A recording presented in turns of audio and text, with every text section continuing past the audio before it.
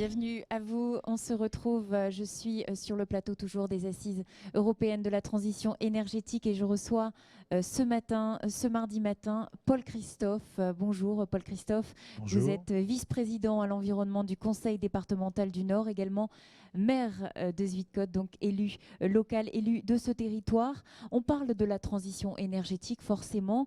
J'ai envie de vous parler également du changement climatique qui en fait partie forcément. Ça ne parle pas toujours dans le quotidien de la population, ce changement climatique.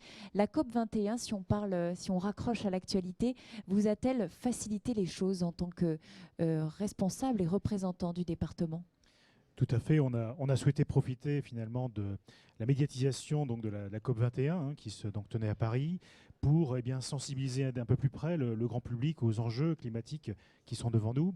Et pour bien connaître le territoire donc, du Dunkerquois qui nous accueille aujourd'hui, vous pouvez le vérifier par vous-même, nous sommes confrontés à la fois donc, au risque de submersion marine, mais aussi à des risques d'inondation, puisque nous avons donc juste sur l'arrière du Dunkerquois un formidable territoire de polder, qui est à la fois une ressource, mais aussi une fragilité, avec des communes situées sous le niveau de la mer. On parlait tout à l'heure de la commune des Moires à un niveau de moins 2,50 m, mais surtout un territoire qui abrite donc plus de 450 000 habitants, qui sont confrontés là aussi au risque d'inondation.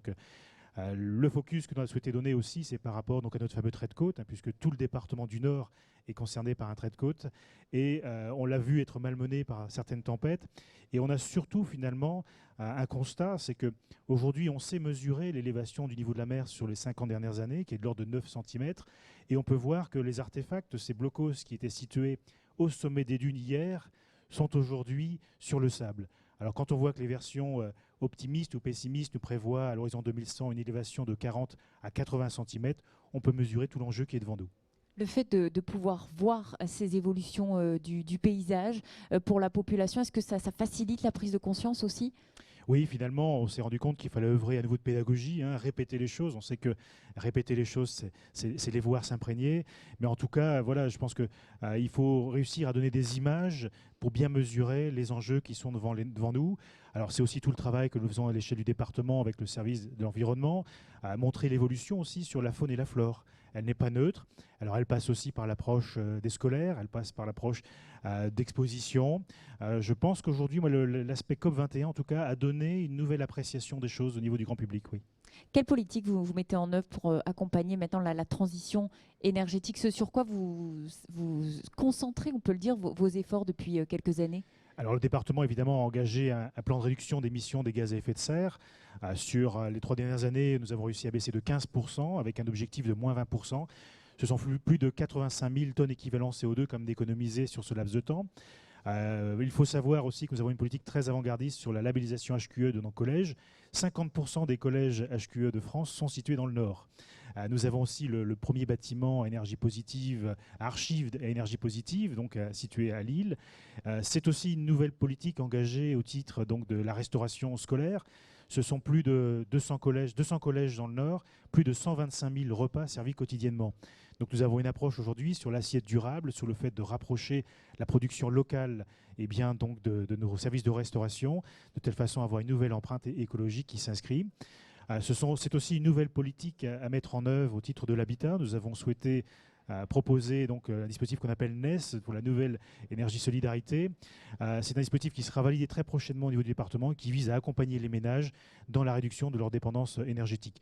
C'est aussi du covoiturage, puisque on a un objectif conjoint avec le département du Pas-de-Calais d'ailleurs, d'élaboration de 162 aires de covoiturage qui mobiliseraient à peu près 42 000 véhicules de moins sur nos routes.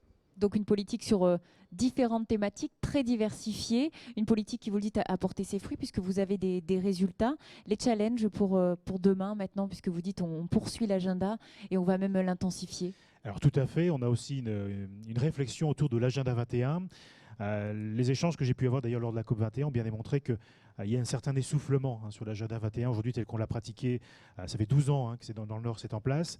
L'idée est donc de le rénover et de s'adosser peut-être à ce qui est fait conjointement avec la région autour de la troisième révolution industrielle, donc une sorte d'agenda 21.3 qui élargit nos champs de réflexion de l'économie sociale et solidaire, mais aussi à destination donc de l'énergie, de la production ou de la consommation amoindrie. C'est le cadre donc de ce dispositif que l'on met sur l'habitat, sur nos bâtiments en eux-mêmes, mais pas seulement. Donc le département aussi entend doper ce qu'on appelle son PRID, donc son plan de recherche et innovation départementale, pour là aussi travailler sur la ressource. L'idée du projet le plus avancé est de transformer des agrégats de voirie, donc ce qu'on considère comme des déchets aujourd'hui, comme une ressource de demain. Donc là aussi, c'est prendre la conscience que la ressource n'est pas une source inépuisable, bien au contraire, et qu'il y a une vraie, je dirais, ressource dans le déchet d'aujourd'hui qui nous permettra donc de passer là aussi un cap dans le cadre de la transition énergétique. Alors si on zoome sur un dispositif emblématique du département, d'actualité particulièrement, c'est le dispositif Nord Énergie Solidarité. Vous venez de lancer ce dispositif. Expliquez-nous en quelques mots en quoi il consiste. Alors il est porté pour une grande part par mon collègue Max-André Pic, donc vice-président en charge du logement au niveau du département. L'idée donc c'est d'abonder, entre guillemets, la politique énergétique proposée par les collectivités, qu'elles soient communales, intercommunales ou autres, en permettant aux ménages les plus fragiles finalement donc d'investir dans des dispositifs à économie d'énergie. Donc ça paraît assez simpliste, mais ça part aussi d'une aide au diagnostic. L'idée est de prendre en considération le fait que l'énergie la moins chère, c'est celle qu'on ne consomme pas, et que ce sera aussi une nouvelle façon de redonner un pouvoir d'achat à certaines familles. C'est tout l'enjeu aussi qui est devant nous. Donc il est destiné plus particulièrement aux ménages les plus modestes. Donc c'est un dispositif de lutte contre la précarité énergétique. Tout à fait, c'est aussi ça, cette nouvelle dimension que l'on veut donner à ce dispositif. Le département, dernière question, puisque vous êtes là ce matin, vous avez participé à l'ouverture, est un partenaire historique de ces assises européennes de la transition énergétique. Quel est l'objectif de votre présence et la présence du département à cet événement ? Elle est en soi effectivement bien montrée aussi que la prise de conscience doit être globale.